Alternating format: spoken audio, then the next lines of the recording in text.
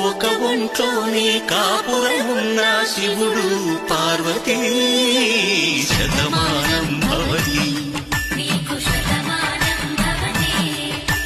తనువులు రెండు తామొకటైన సీతారాములకి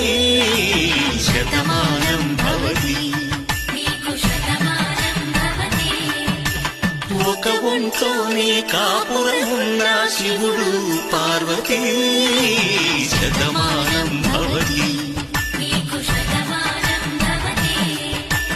తనువులు రెండు తామొకటైన సీతారాములకి